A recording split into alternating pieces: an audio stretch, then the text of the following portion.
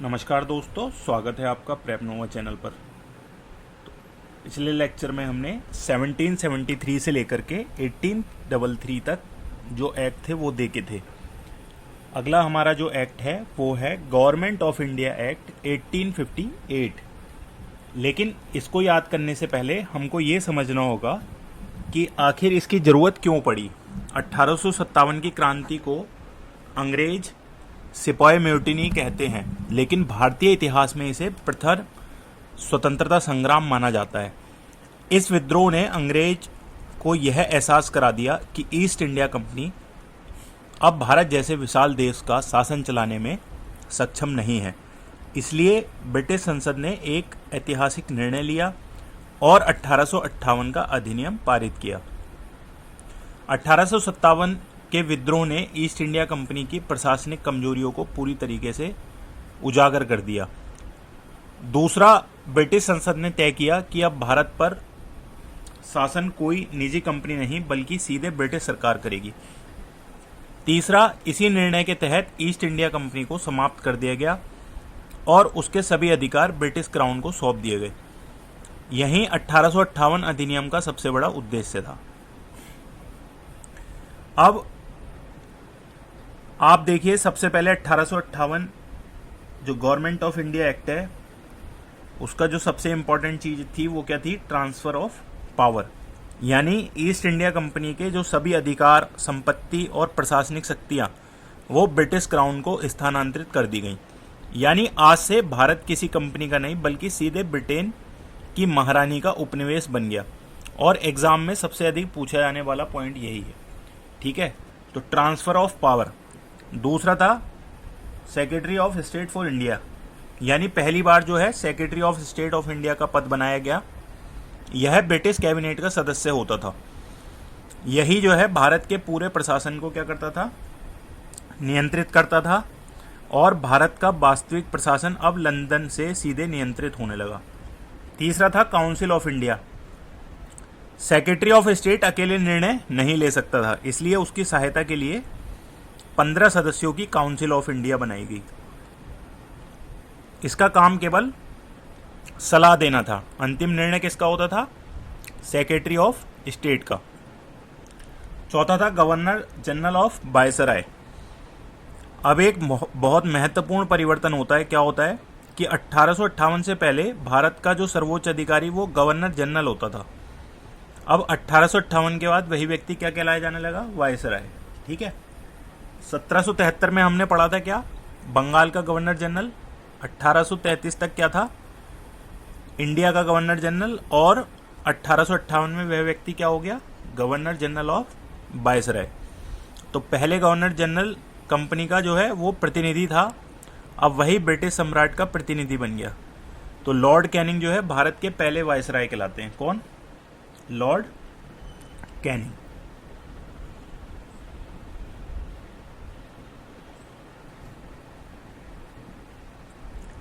पांचवा था Indian civil service, यानी कि अब इस अधिनियम में आईसीएस में कोई बड़ा परिवर्तन नहीं किया गया। सिविल सर्विसेज पहले की तरह जारी रहा। भर्ती प्रतियोगी परीक्षा के माध्यम से होती रही, लेकिन एक समस्या थी कि परीक्षा कहाँ होती थी? लंदन में। इसलिए भारतीय युवाओं के लिए इसमें सफल होना बहुत कठिन था। अगला था रिलीजियस न्यूट्रलिटी। क्या था? Religious neutrality. इसमें क्या था कि 1857 की क्रांति के बाद अंग्रेजों ने वादा किया था कि वे भारतीयों के धार्मिक मामलों में हस्तक्षेप नहीं करेंगे। इसे ही रिलीजियस न्यूट्रलिटी कहा जाता है, यानी कि सरकार किसी भी धर्म का पक्ष नहीं लेगी और धार्मिक आस्थाओं में हस्तक्षेप नहीं करेगी। तो अगर इन सभी पॉइंट्स को एक साथ देखें तो 1858 का जो अधिनियम है वो भारत में ब्रिटिश क्राउन शासन की शुरुआत का आधार बना। इसके बाद प्रशासन और अधिक केंद्रीकृत हो गया। अब भारत का शासन सीधे ब्रिटिश संसद के प्रति उत्तरदायी हो गया। इसके बाद जो है 1861, 1892, 1909, 1919, 1935 और अंत में 1947 पूरे संवैधानिक विकास की यात्रा इसी क्रम में हुई। तो इसे हमेशा इसी क्रम में याद रखिए। एक बार जो है फिर से इसको 1858 को रिवाइज कर लेते हैं। तो 1858 जो है ईस्ट इंडिया कंपनी का शासन यहाँ समाप्त हो गया, ब्रिटिश क्राउन का शासन क्या हो गया, प्रारंभ। Secretary of state for India बनाया गया, काउंसिल ऑफ इंडिया की स्थापना होती है, गवर्नर जनरल को अब वायसराय बोलने लगे, लॉर्ड कैनिंग पहले वायसराय बने। तो 1858 के अधिनियम के कौन कौन से मुख्य परिवर्तन है, secretary of state, council of India और वायसराय। तो इस अधिनियम में चुनाव की व्यवस्था नहीं की गई थी, विधायिका का विस्तार भी नहीं हुआ था। ये व्यवस्थाएं बाद के अधिनियम 1861, 1892 और 1909 में आई थी। ठीक है, तो अब चलते हैं अपने नेक्स्ट एक्ट में, जो कि है इंडियन काउंसिल एक्ट 1861 एंड 1892। तो 1858 में क्या था कि भारत का जो शासन था वो ईस्ट इंडिया कंपनी से निकलकर सीधे ब्रिटिश क्राउन के हाथ में चला गया। लेकिन एक समस्या अभी भी बनी हुई थी कि भारतीयों को शासन में कोई भागीदारी नहीं थी। 1857 की क्रांति के बाद अंग्रेज समझ चुके थे कि यदि भारतीयों को पूरी तरीके से प्रशासन से बाहर रखा गया तो भविष्य में फिर से विद्रोह हो सकता है। इसीलिए उन्होंने धीरे धीरे भारतीयों को प्रशासन में शामिल करने की प्रक्रिया शुरू करी। तो इसी दिशा में जो पहला कदम उन्होंने उठाया उसी में इंडियन काउंसिल एक्ट 1861 और दूसरा कदम था इंडियन काउंसिल एक्ट 1892। तो भारतीयों को धीरे धीरे शासन में शामिल करना, ये सुधार लोकतंत्र लाने के लिए नहीं था बल्कि अंग्रेजी शासन को सुरक्षित रखने के लिए था। तो सबसे पहले इसका पर्पस क्या था कि इन दोनों अधिनियमों का उद्देश्य था कि भारतीयों को थोड़ा बहुत प्रशासन में शामिल करा जाए ताकि अंग्रेजों के प्रति असंतोष की भावना ना हो और 1857 जैसी क्रांति दोबारा ना हो। यानी कि यह सुधार भारतीयों की मांग पर नहीं बल्कि अंग्रेजों की मजबूरी थी। इसकी प्रकृति क्या थी कि दोनों अधिनियम क्या थे, एडमिनिस्ट्रेटिव रिफॉर्म थे। यानी कि इनका उद्देश्य सीधे लोकतंत्र को स्थापित करना नहीं था बल्कि अंग्रेज भारतीयों को सिर्फ इतना अधिकार देना चाहते थे कि वे शासन का समर्थन करें, लेकिन वास्तविक शक्ति अपने पास ही रखी जाए। तो इंडियन काउंसिल एक्ट 1861 क्या था, इसमें सबसे पहले था कि काउंसिल का पुनर्गठन, ठीक है, रिकॉन्स्टिट्यूशन ऑफ काउंसिल, यानी सबसे पहले गवर्नर जनरल की लेजिस्लेटिव काउंसिल का विस्तार किया गया और साथ ही प्रांतीय विधान परिषदों को भी पुनः स्थापित किया गया। ब्रिटिश शासन ने पहली बार विधायी परिषदों का विस्तार किया। दूसरा था क्या, नॉमिनेशन। अब सबसे महत्वपूर्ण बात यह थी कि पहले कुछ भारतीयों को लेजिस्लेटिव काउंसिल में नॉमिनेट किया गया। चुनाव नहीं हुए थे, सदस्य क्या है, सरकार द्वारा मनोनीत किए जाते थे और ये PYQ में भी पूछा जाता है। अगला था लेजिस्लेटिव पावर। तो विधान परिषद को कानून बनाने में सहयोग करने का अधिकार दिया गया, लेकिन वास्तविक शक्ति गवर्नर जनरल के पास ही रही। चौथा था पोर्टफोलियो सिस्टम। तो 1861 के अधिनियम ने कैबिनेट जैसी व्यवस्था को मजबूत किया। विभिन्न विभाग अलग अलग सदस्यों को सौंपे गए, इसे ही पोर्टफोलियो सिस्टम कहा जाता है। था डिसेंट्रलाइजेशन। ये क्या था कि बॉम्बे और मद्रास जैसे प्रांतों को कुछ विधायी शक्तियां वापस दी गईं, तो शासन में थोड़ी विकेंद्रीकरण की शुरुआत हुई। Financial control. तो इन परिषदों को वित्तीय मामलों पर कोई अधिकार नहीं था और ये बजट पर भी चर्चा नहीं कर सकते थे। अब था 1892। तो 1892 में क्या था कि काउंसिल का एक्सपेंशन हुआ। क्या हुआ, काउंसिल का एक्सपेंशन। तो सबसे पहले जो लेजिस्लेटिव काउंसिल के सदस्यों की संख्या थी वो बढ़ा दी गई। इनडायरेक्ट इलेक्शन हुआ, यानी पहली बार इनडायरेक्ट इलेक्शन की व्यवस्था की गई। सरकार ने इसे चुनाव नहीं कहा, स्थानीय निकाय, विश्वविद्यालय, व्यापार मंडल आदि नाम सुझाते थे और सरकार उन्हें नॉमिनेट करती थी, इसलिए इसको अप्रत्यक्ष निर्वाचन कहा गया। बजट में डिस्कशन की बात हुई, यानी कि अब पहली बार परिषदों को बजट पर चर्चा करने का अधिकार मिला, लेकिन मतदान का अधिकार अभी भी नहीं मिला, वे केवल चर्चा कर सकते थे।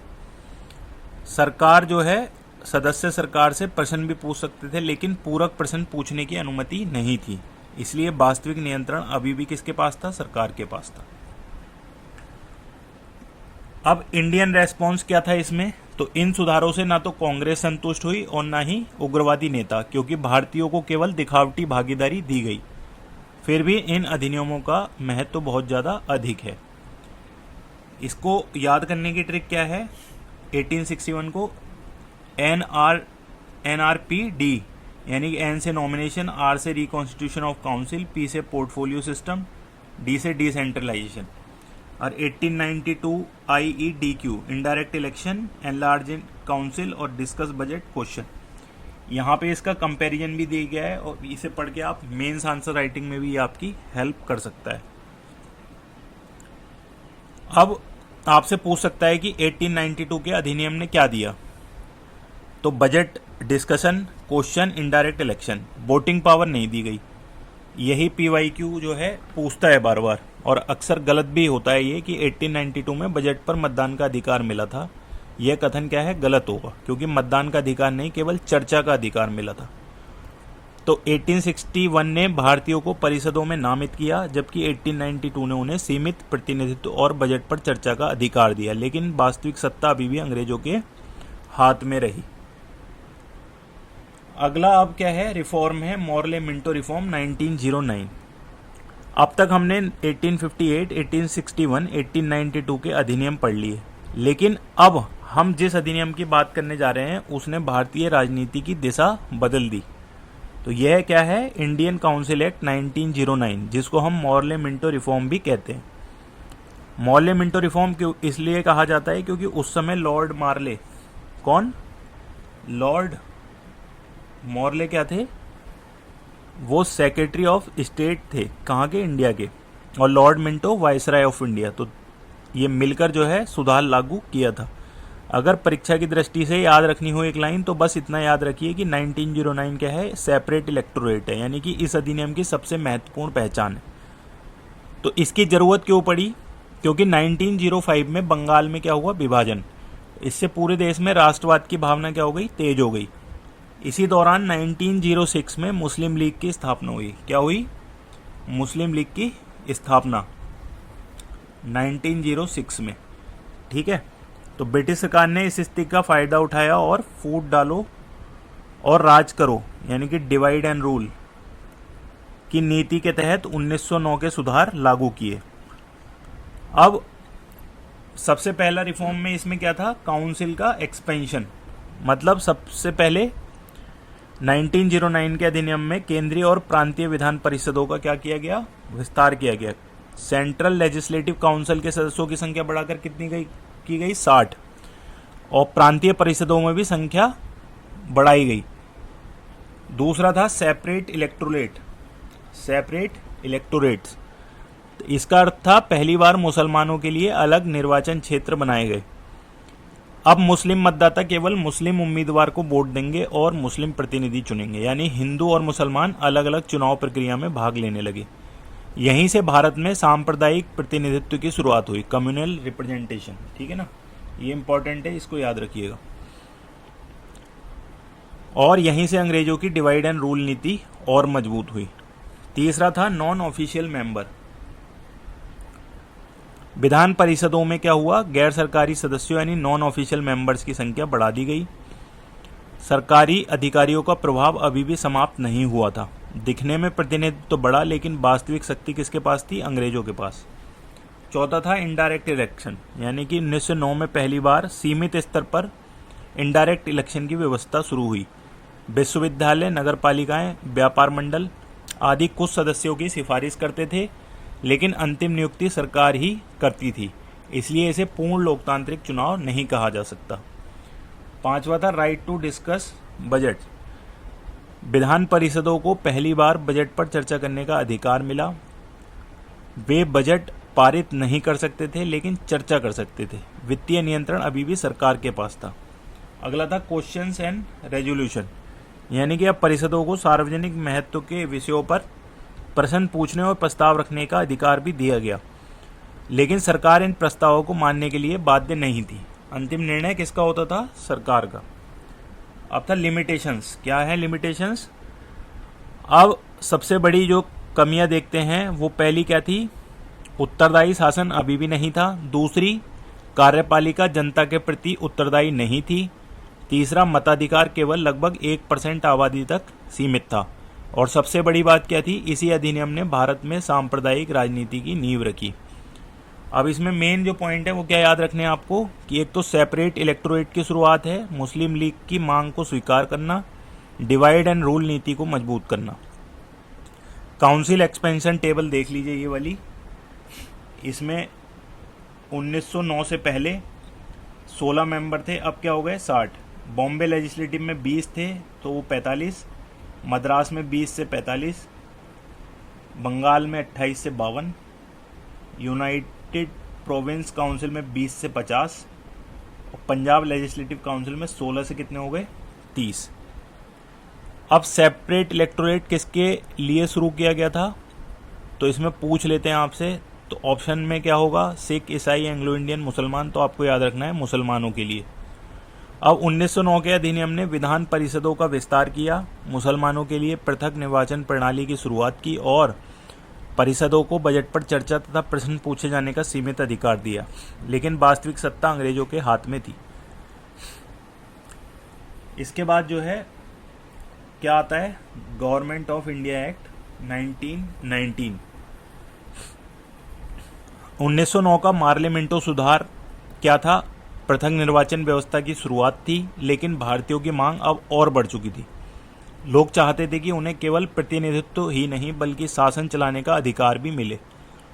तो गवर्नमेंट ऑफ इंडिया एक्ट 1919, जिसको हम मॉन्टेग्यू चेम्सफोर्ड रिफॉर्म भी कहते हैं, तो 1919 एक्ट यानी कि डायरकी और रेस्पॉन्सिबल गवर्नमेंट की क्या है, एक शुरुआत है। तो 1917 में ब्रिटेन के भारत सचिव कौन थे, एडविन मॉन्टेग्यू ने घोषणा की कि भारत में धीरे धीरे उत्तरदायी शासन स्थापित किया जाएगा। इसी को मॉन्टेग्यू डिक्लेरेशन कहा जाता है। इसी को क्या कहा जाता है, मॉन्टेग्यू डिक्लेरेशन, ठीक है। इसके बाद वायसराय लॉर्ड चेम्सफोर्ड के साथ मिलकर सुधारों की रूपरेखा तैयार की गई। इन्हीं सिफारिशों के आधार पर 1919 का अधिनियम बनाया गया। अब इसकी जो खास बात थी वो क्या क्या थी, एक तो डायरकी इन प्रोविंस यानी कि द्वैध शासन। ये एग्जाम्स में सबसे ज़्यादा पूछा जाता है कि डायरकी का अर्थ क्या है, प्रांतीय विषयों को दो भागों में बांट देना। पहला क्या था, ट्रांसफर सब्जेक्ट, दूसरा था रिजर्व सब्जेक्ट। ट्रांसफर सब्जेक्ट क्या थे, इन विषयों जो ये विषय थे उनका प्रशासन भारतीय मंत्रियों को दिया गया, जैसे शिक्षा, स्वास्थ्य, कृषि, स्थानीय स्वशासन और सहकारी समितियां। इन विषयों पर मंत्री विधानसभा के प्रति उत्तरदायी थे। दूसरा था रिजर्व सब्जेक्ट, इन विषयों का नियंत्रण सीधे गवर्नर और उसकी एग्जीक्यूटिव काउंसिल के पास था। इनमें कौन कौन से विषय थे, पुलिस, न्याय, भूमि, राजस्व, सिंचाई, वन, खनिज। इन विषयों पर भारतीय मंत्रियों का कोई अधिकार नहीं था। तो डायरकी केवल प्रांतों में लागू नहीं हुई, बल्कि डायरकी केवल प्रांतों में लागू हुई, केंद्र में नहीं हुई। दूसरा था लेजिस्लेचर एट सेंटर। तो इसमें क्या था, द्विसदनीय विधानमंडल, बाई कैमरल लेजिस्लेटर की व्यवस्था की गई। दो सदन बनाए गए, एक तो काउंसिल ऑफ स्टेट, दूसरा था लेजिस्लेटिव असेंबली। आज की राज्यसभा और लोकसभा का प्रारंभिक स्वरूप हमें यहीं पर देखने के लिए मिलता है। तीसरा था सेंट्रल सब्जेक्ट। अब विषयों का विभाजन समझिए। कुछ विषय केंद्र के पास रखे गए, जैसे रक्षा, विदेश नीति, रेल, डाक एवं तार, मुद्रा। ये सब्जेक्ट दिए हैं, defence, foreign affairs, railways, post, custom, currency, major ports. चौथा था हमारा प्रोविंस सब्जेक्ट। इसमें था क्या था, पुलिस, कृषि, public health, agriculture, local government, education, land, revenue और फिशरीज।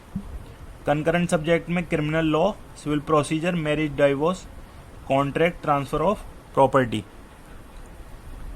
उसके बाद इसमें कुछ इंपॉर्टेंट पॉइंट और क्या थे कि एक तो पब्लिक सर्विस कमीशन की स्थापना हुई, दूसरा high commissioner of India in London, चौथा सेपरेट पब्लिक सर्विस की व्यवस्था की शुरुआत हुई, रेस्पॉन्सिबल गवर्नमेंट की सीमित शुरुआत हुई। अब डायरकी में क्या है, ये डायरकी की टेबल समझ लीजिए, ट्रांसफर सब्जेक्ट और रिजर्व सब्जेक्ट। तो ट्रांसफर सब्जेक्ट ये थे आपके और रिजर्व सब्जेक्ट ये थे। अब जनता से जो जुड़े विषय थे वो ट्रांसफर थे, और सुरक्षा और राजस्व वाले विषय क्या थे, रिजर्व थे। भारतीय मंत्री केवल ट्रांसफर सब्जेक्ट के लिए उत्तरदायी थे, रिजर्व सब्जेक्ट पर गवर्नर की पूरी शक्ति बनी थी। यही डायरकी की सबसे बड़ी कमजोरी थी। अब ये देखिए 1919 का एक्ट आया, उसके बाद क्या है, साइमन कमीशन आता है 1927 में। 1930 में राउंड टेबल कॉन्फ्रेंस होती है, और उसके बाद 1935 का एक्ट आता है। अब 1919 का जो एक्ट है वो आने वाले 1935 के एक्ट की क्या बना, एक आधारशिला बना। तो यहाँ पर याद रखिए कि सेपरेट इलेक्टोरेट 1909 में शुरू की गई और 1919 में उसको जारी रखा गया। अब इसको याद करने की एक ये ट्रिक भी है, तो आप इससे याद कर सकते हैं कि DBF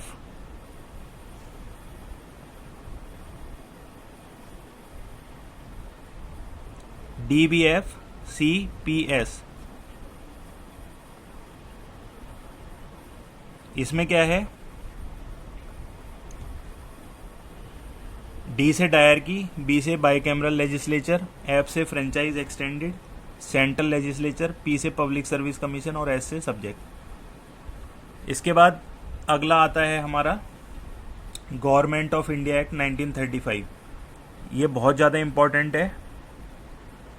अब ब्रिटिश भारत के सबसे महत्वपूर्ण और सबसे बड़ा संवैधानिक अधिनियम जो है वो क्या बना, 1935। कैसे, भारतीय संविधान का सबसे बड़ा औपनिवेशिक स्रोत कौन सा था, गवर्नमेंट ऑफ इंडिया एक्ट 1935।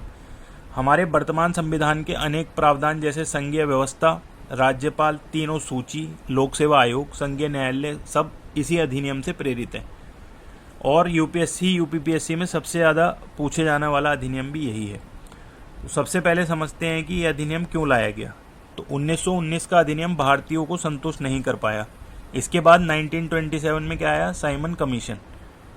1927 में क्या आया, साइमन कमीशन। उसके बाद 1932 में 3 राउंड टेबल कॉन्फ्रेंस हुई, और 1933 में वाइट पेपर क्या हुआ, पब्लिश्ड हुआ। इन्हीं सिफारिशों के आधार पर 1935 का अधिनियम बनाया गया। अब इसकी खास बात क्या थी, सबसे पहले फेडरल स्कीम। ये क्या था कि इस अधिनियम ने पहली बार ऑल इंडिया फेडरेशन बनाने का प्रस्ताव रखा। इस संघ में शामिल होते थे कौन, ब्रिटिश प्रांत और देसी रियासतें। यह संघ कभी लागू नहीं हुआ क्योंकि देसी रियासतों के लिए इसमें शामिल होना अनिवार्य नहीं था। पर्याप्त रियासतों ने सहमति भी नहीं दी थी, इसलिए यह योजना केवल कागजों तक सीमित रह गई। तो 1935 एक्ट यानी कि फेडरेशन प्रपोज हुई लेकिन इम्प्लीमेंट नहीं हुई, और ये सबसे फेवरेट क्वेश्चन है एग्जाम में। दूसरा था प्रोविंशियल ऑटोनॉमी। 1919 में प्रांतों में डायरकी लागू की गई। 1935 के अधिनियम ने उसे क्या कर दिया, समाप्त। अब प्रांतों में पूर्ण उत्तरदायी सरकार लागू की गई। मंत्री अब विधानमंडल के प्रति उत्तरदायी हुए, लेकिन गवर्नर के पास अभी भी विशेष शक्तियां थीं, इसलिए वास्तविक स्वायत्तता पूरी तरीके से नहीं थी। तीसरा था बाइकैमरल लेजिस्लेचर एट सेंटर। अब केंद्र की व्यवस्था क्या थी, केंद्र में 2 सदनों वाली संसद का प्रस्ताव रखा गया, काउंसिल ऑफ स्टेट, फेडरेशनल असेंबली, यानी कि संघ लागू नहीं हुआ, इसलिए यह व्यवस्था भी पूरी तरीके से लागू नहीं हो सकी। तथा 3 लिस्ट ऑफ सब्जेक्ट। तो इस अधिनियम की सबसे महत्वपूर्ण विशेषता है, तो पहली बार विषयों को 3 सूची में बांटा गया। 3 कौन कौन से थे, फेडरल, प्रोविंशियल और कंकरेंट। इसमें 59 सब्जेक्ट थे, प्रोविंशियल में 54 और कंकरेंट में 36। इसके बाद था गवर्नर पावर। तो 1935 के अधिनियम में गवर्नर को बहुत अधिक शक्तियां दी गई। उसके पास डिस्क्रेशनरी पावर थी, स्पेशल रेस्पॉन्सिबिलिटी थी और रिजर्व पावर थी, यानी कि जरूरत पड़ने पर वह मंत्रियों की सलाह भी नहीं मान सकता था। इसलिए कहा जाता है कि प्रोविंशियल ऑटोनॉमी तो आई लेकिन गवर्नर अभी भी सबसे शक्तिशाली बना रहा। उसके बाद आता है फेडरल कोर्ट, यानी कि 1937 में पहली बार भारत का फेडरल कोर्ट स्थापित किया गया। केंद्र और प्रांतों के विवाद को सुलझाने का कार्य था इसका, अधिनियम की व्याख्या करना और संवैधानिक मामलों में निर्णय देना। यही आगे चल करके सुप्रीम कोर्ट का आधार बना। इसके बाद रिजर्व बैंक ऑफ इंडिया 1935। तो 1 अप्रैल 1935 को इसकी स्थापना हुई। इसका काम क्या था, मुद्रा जारी करना, बैंक की प्रणाली को नियंत्रित करना, देश की मौद्रिक व्यवस्था संभालना।